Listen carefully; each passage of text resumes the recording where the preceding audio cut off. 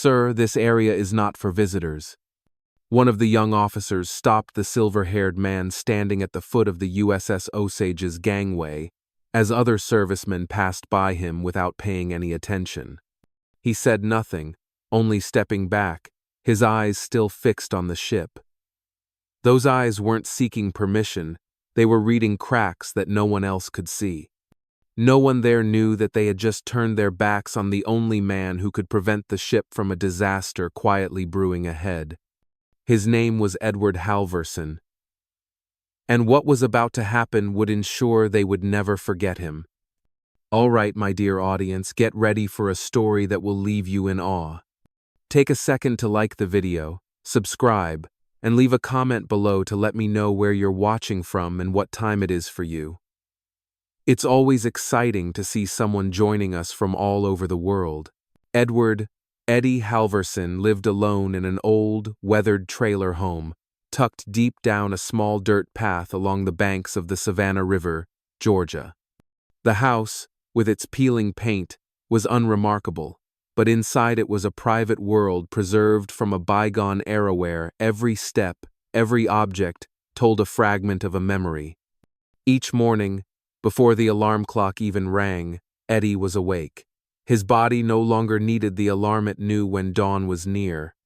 He rose slowly, his bony feet touching the cold wooden floor, then shuffled to the kitchen, where an ancient coffee maker hissed and gurgled with a sound so familiar it was almost a companion. The rich smell of coffee filled the small kitchen, mingling with the morning dampness seeping through the window cracks. Eddie settled into the wooden chair by the dining table, facing the small window overlooking the river. The water flowed quietly, as if reminding him of something he hadn't fully let go of. On the wooden shelf across from him were the only 3 items he dusted every week. A scale model of the USS Osage, a blackened iron medal now tarnished with age, and a faded old photograph where he and his former comrades stood together on the ship's deck, bathed in the burning golden sunlight of a foreign sea. Those 3 items were all he kept from his 22 years of service in the Navy.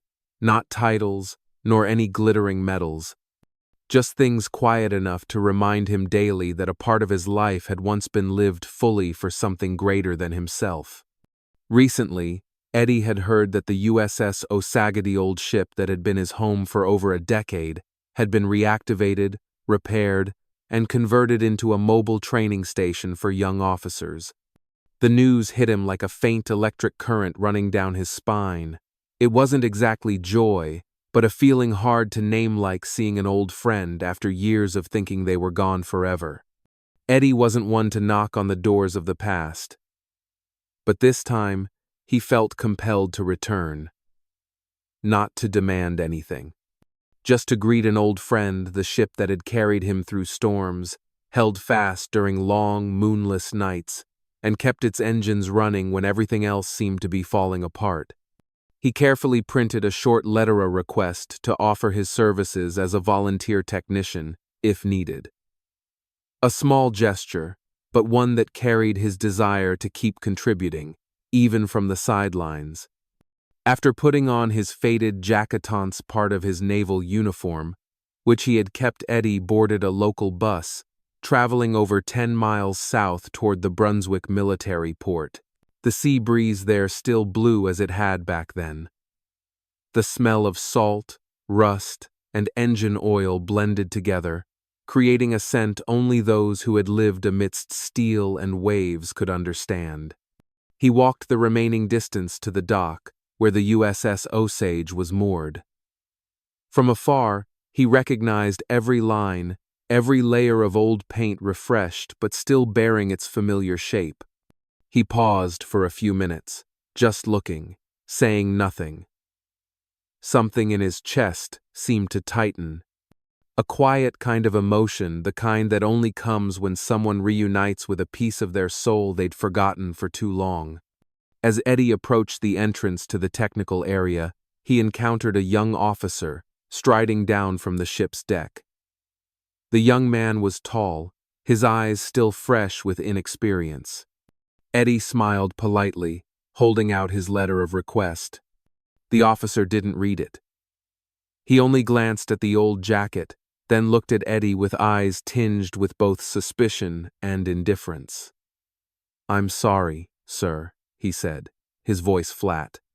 "This area is not for visitors." Eddie stood still for a few seconds. No reaction, no argument. He looked into the officer's eyes as if searching for something he himself once was. But he knew those words weren't just a regulation. They were a boundary between a generation that had lived for duty and one still learning to become soldiers.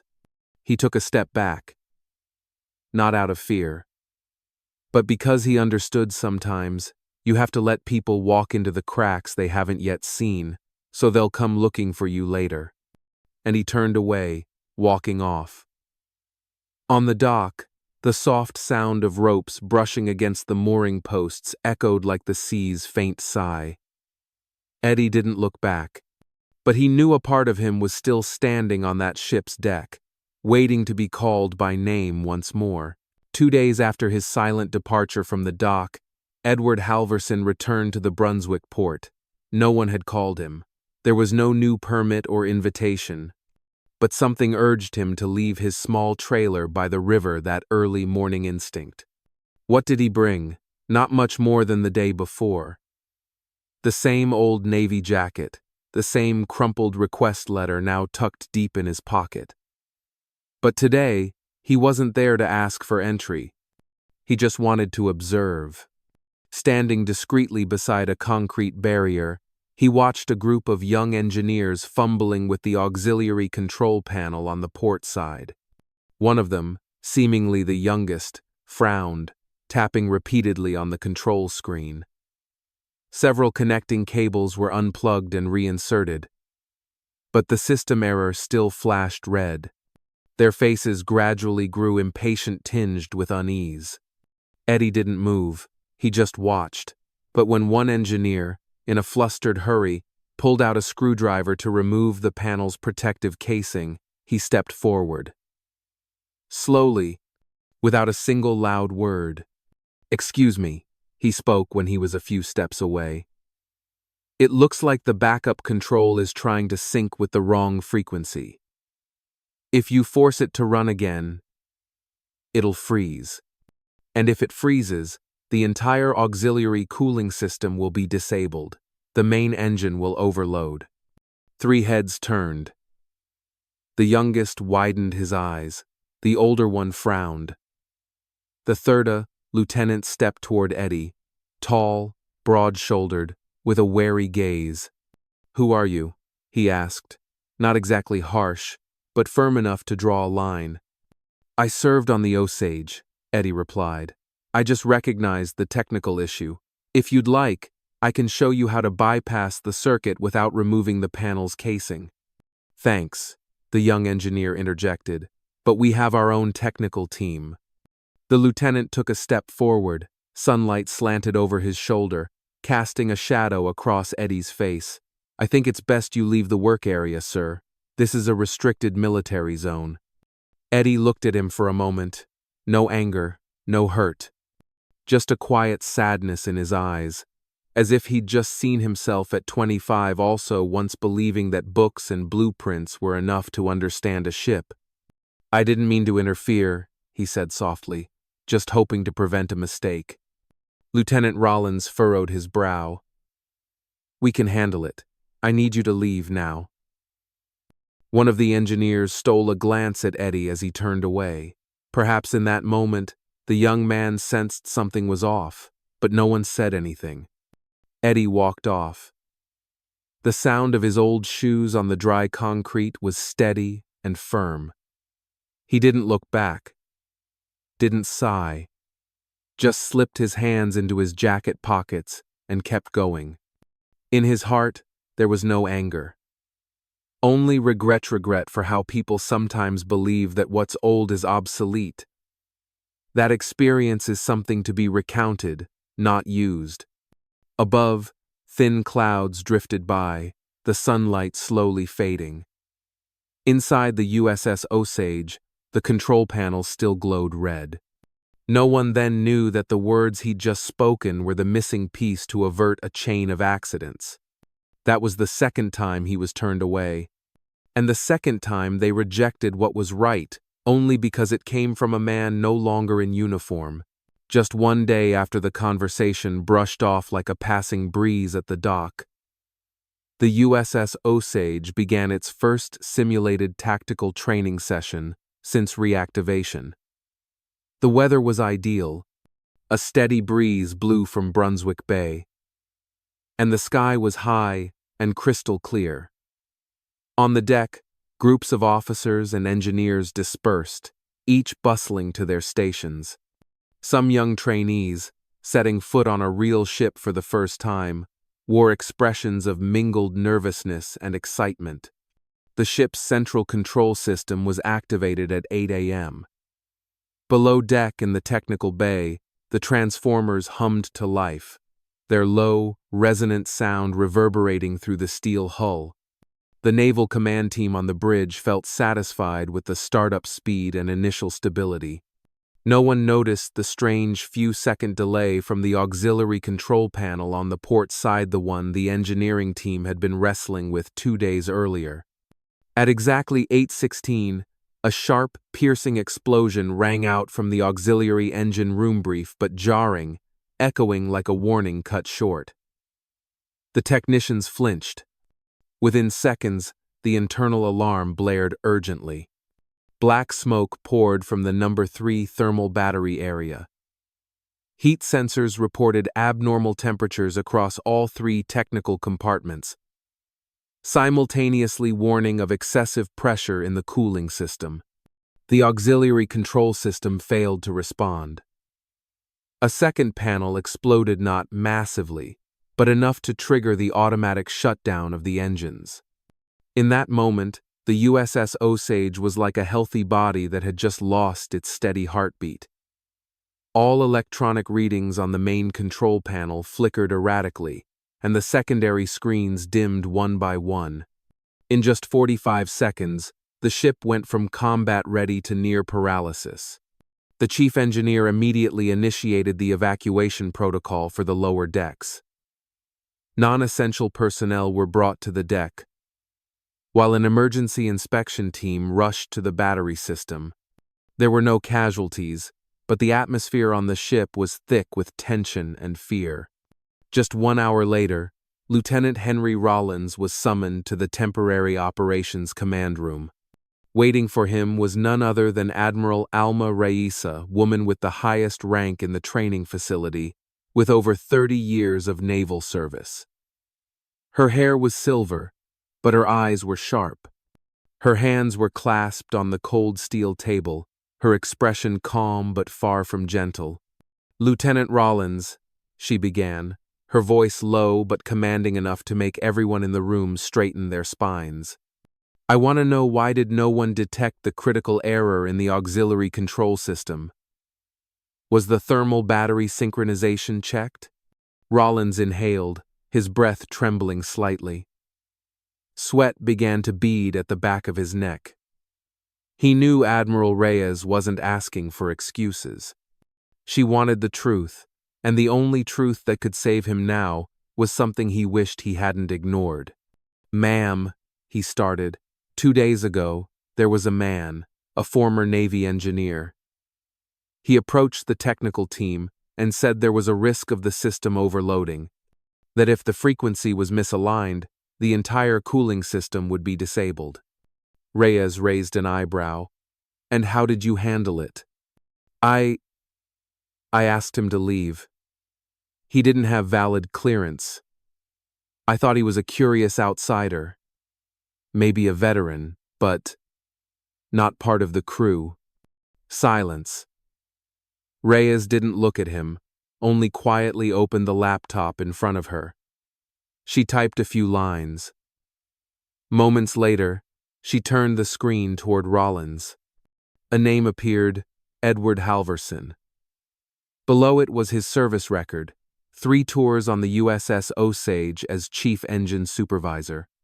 A note from his former commander read, reliable in emergencies, comprehensive understanding of core systems, irreplaceable field experience. Rollins swallowed hard. His heart pounded erratically. He felt himself standing in the cold, white-lit room, surrounded not by people but by the consequences of his mistaken decision. Admiral Reyes said nothing more. She quietly closed the screen. "We just turned away the only person who could have prevented this," she said, her voice devoid of blame. "I want him back, immediately." And so, the story from a morning ignored at the dock became the centerpiece of a full technical investigation of the USS Osage. A warning had sounded, but no one listened, and the ship had to fall silent for people to learn to listen again. Dear audience, take a moment to relax or grab a glass of water, then keep listening to the story. There are more surprises to come. Comment 1 if you're enjoying the story, so we know you're still with us. After the technical failure that halted the training session, Admiral Alma Reyes would accept no excuses. She needed the truth. Not a report from young officers reeling from panic, but the root cause. What warning had been overlooked? Whose voice had spoken but gone unheard? "Retrieve all the old technical records of the USS Osage," she ordered, her eyes fixed on the flashing red heat graph on the screen. "I want to know who was ever in charge of the auxiliary electrical system, names, dates, specific roles." A young technical officer worked swiftly, accessing the Navy's internal archive database. A list of individuals who had designed, maintained, and operated the USS Osage's core technical systems appeared on the screen. Under the section, Supervisor of Cooling, Thermal Control, and Auxiliary Circuits, one name stood out: Edward Halverson. Role: Chief Technical Supervisor, responsible for auxiliary cooling systems, auxiliary electrical systems, and thermodynamic control structures. Served 3 separate periods, totaling over 10 years on this very ship. Commended for swift and effective responses in emergencies. Recognized by 2 ship commanders and a Defense Department technical advisor. Attached note: the individual with the deepest understanding of the USS Osage's core systems throughout its first life cycle. Reyes paused for a few seconds, reading his name a second time. She turned the screen toward Lieutenant Rollins, who stood beside her. He looked down, his eyes heavy. "I didn't look him up," he said quietly. "I thought he was a curious bystander. No clearance, no badge. I didn't realize." Reyes didn't need to think long. You don't need clearance to recognize someone who's lived with this ship. When a man can look at a control panel and point out an error no one else has spotted, when he warns you in a calm voice without demanding to be heard, that's when we need to stop and pay attention. Silence settled over the command room. No one spoke. It wasn't shame, but a belated realization, bitter but necessary. Reyes stood, closing the technical dossier, her gaze no longer sharp but carrying the weight of someone who had seen too many values forgotten. That man doesn't need an apology. But we need him, not just to fix a ship, but to fix a way of thinking. She paused, then continued, "Not everything is recorded in data. Some things only exist in the memories of those who kept the ship alive with their hands and instincts." Rollins nodded, offering no defense. Only action could atone for the failure to listen. "Find him," Reyes ordered, "and invite him back not with authority, but with respect." However, Halverson had left no contact information. His Navy record listed only an old address that no longer existed. But a port engineer vaguely recalled an older man who frequented the Southern workshop not under contract, not on a fixed salary, just quietly asking each morning, "Is there a ship in pain?" That afternoon, Rollins went to the workshop. Among a row of small boats lined up along the pier, he saw an older man crouching beside the hull of an old fishing vessel, tightening a coupling with oil-stained hands, reading glasses perched low on his nose. Edward Halverson. He showed no surprise when Rollins approached. He merely stood slowly, wiping his hands on a rag, his eyes meeting the young officers directly. Rollins spoke without preamble. "I didn't listen to you. And that caused the ship to stop. The USS Osage needs you to come back." Halverson didn't respond immediately. He looked deeply into Rollins's eyes, not judging, not resentful, just with the quiet scrutiny of someone who had seen more than the younger man could imagine. Then he gave a slight nod and said simply, "I'll be there at 3. There was no handshake, no ceremony. But that conversation was a turning point. For the first time in years, a man once pushed to the sidelines was invited back, not as a memory, but as an essential part. And his name, from the quiet shadows, once again appeared at the helm of the ship, not because of rank, but because of the necessary awakening of those who once thought they knew enough. Rollins found him at a fishing dock tucked behind a row of old warehouses at the far end of the bay. Small boats bobbed quietly on the greasy, dark water. No one paid them any mind, nor did they need to. Eddie was kneeling beside the hull of a wooden boat, his hands stained with oil, his rumpled coveralls hanging loosely, and his reading glasses dangling from the collar of his shirt. His face was no different from the last time Rollins saw him, calm, gaunt, and serene in a way that felt almost detached from the events unfolding. Rollins stopped a few steps away. No call. No introduction.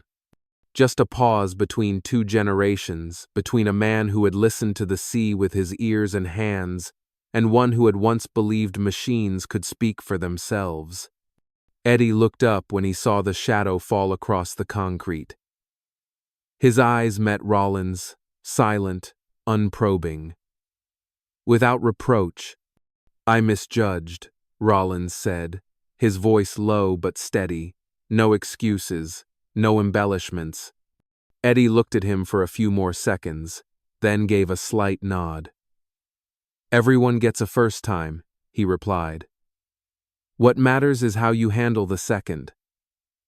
Neither said more. Eddie turned back to the boat, wiping his hands with an old rag.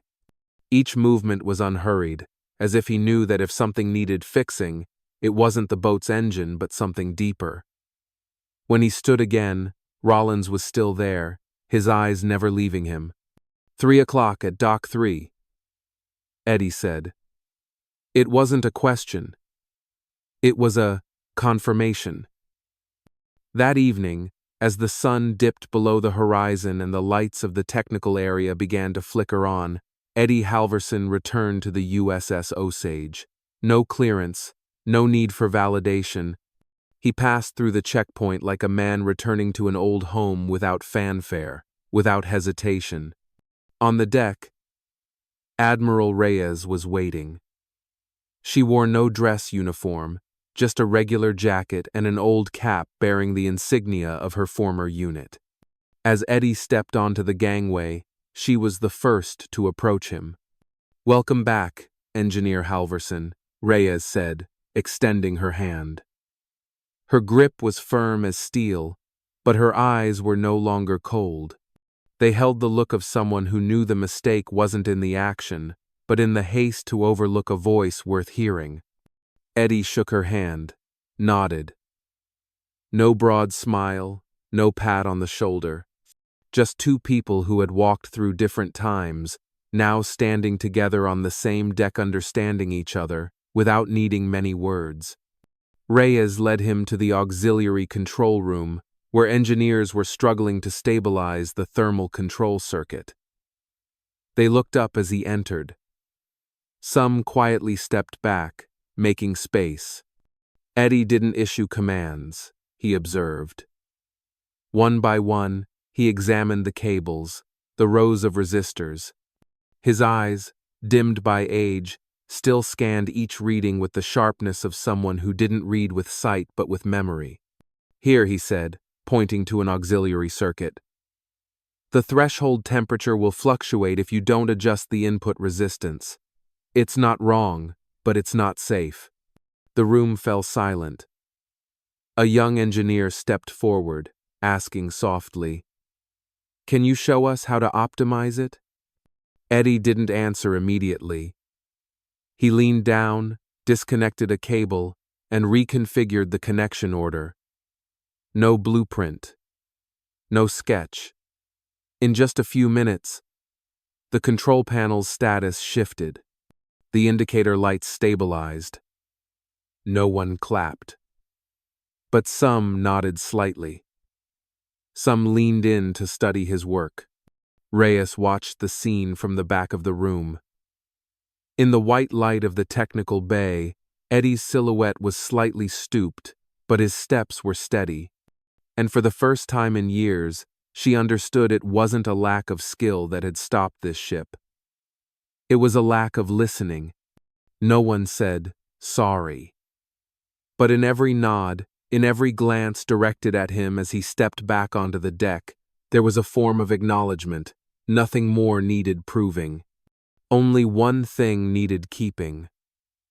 Respect for a man who had lived for the ship and still remained there, in every detail no one else saw. Night fell. The sea breeze swept across the deck. Eddie stood there for a long while, silent. And in that moment, that silence was the most beautiful thanks he could receive and the deepest lesson those around him could grasp. Eddie didn't take long to read the system. The circuits that had confounded the young engineers now unfolded before him like a familiar map. He needed no design schematics, no technical manuals. To him, every row of cables, every chip, every regulator valve was an old face, like weary friends waiting to be called by name. He began by removing the protective casing, using the weathered tools he carried kept in a small wooden box from his days in service. No one directed him. No one intervened. The engineers stepped back, watching. Not out of distrust, but because they realized he wasn't working with mere procedure, but with memory. Eddie fixed misaligned standby nodes, adjusted resistors to account for the sea's humidity, and reinforced the main load-bearing connections. At one point, he paused for a few seconds, staring intently at a scorched mark, then nodded as if he understood. He replaced a pair of buried wires, rerouted an auxiliary circuit, and recalibrated the voltage for the backup cooling system. An old sailor mending the ship as if patching up the very life he had lived on the open sea. When he finished, he stood and signaled to restart the system. The readings ticked back to safe levels. The warning lights shifted from red to yellow, then green, perfectly stable. No errors, no interference. Admiral Reyes watched from start to finish. When the green light came on, she didn't clap. She didn't need to. She said only one thing, quiet but resonant in the room. Some lessons can only be taught by experience and time. Eddie didn't respond. He merely bowed his head. But his gaze, as it met the young engineers stepping forward to pick up their tools and recheck the circuits, was full of trust. It was no longer the look of a teacher, but of someone passing on the torch without needing to keep the glow for himself. The next morning, the sky was clear, and a gentle breeze blew. The USS Osage prepared to leave port for its first sea training session since reactivation. Everything was ready. The engines roared, the air humming faintly under the steps of the officers. But amid the horns and commands, there was a quieter pause at the end of the dock. Eddie Halverson stood alone, holding his old Navy cap. not stepping aboard. He didn't say why he wasn't going, nor did anyone ask. Perhaps because they all knew he didn't need to sail with the ship to be part of it. He had lived with it long enough to understand that sometimes the most important thing isn't staying aboard but leaving something behind. From the upper deck, Rollins saw him. The young lieutenant didn't hesitate to walk down the gangway and approach. Standing before Eddie, he said only one thing, his voice low and sincere. "I've learned more in 1 week with you than in a year with books." Eddie didn't reply. He nodded, as if acknowledging it. A wordless thank you. An acceptance without fanfare. The ship's horn sounded, and the mooring lines were cast off. The USS Osage slowly pulled away from the dock, its hull reflecting the early daylight. Eddie stood still, not moving, not waving. He simply raised his cap, holding it to his chest in a salute not formal, but personal. The way of those who had stood on the edge of life and death with the faith that if the ship could sail, the one left behind could find peace. As the ship's silhouette faded behind the distant row of containers, only the sound of the wind and the faint creak of an old cable swaying in the morning breeze remained. Eddie lingered there a moment longer. His eyes followed the horizon, where the USS Osage was now just a silver streak in the light. He carried nothing but his old cap. But what he left behind was a perfectly functioning system, a group of young engineers who understood more about quiet resolve, and a faith passed on not through words, but through actions. This wasn't an ending. It was a handover. When the past no longer gnaws at the present but empowers the future to move forward. And when a man knows he has left behind what matters most can return, quietly and free. Some ships never leave the dock but through one person's hands. They continue to sail in the hearts of new generations. Eddie Halverson's story isn't just about a repaired electrical system. It's about steadfastness, the dignity of someone once forgotten, and how timely listening can transform an entire collective. In an increasingly hurried world, sometimes what we need isn't a quick answer, but someone seasoned enough, silent enough to truly listen, and brave enough to step forward despite having been pushed back. If this story resonates with you, leave a comment below about the teacher, father, or comrade who quietly passed on faith to you, as Eddie did. Don't forget to hit like, subscribe, and share this video so its message can reach more people, especially those still standing silently at the end of the dock, waiting for someone to turn back and call them with respect.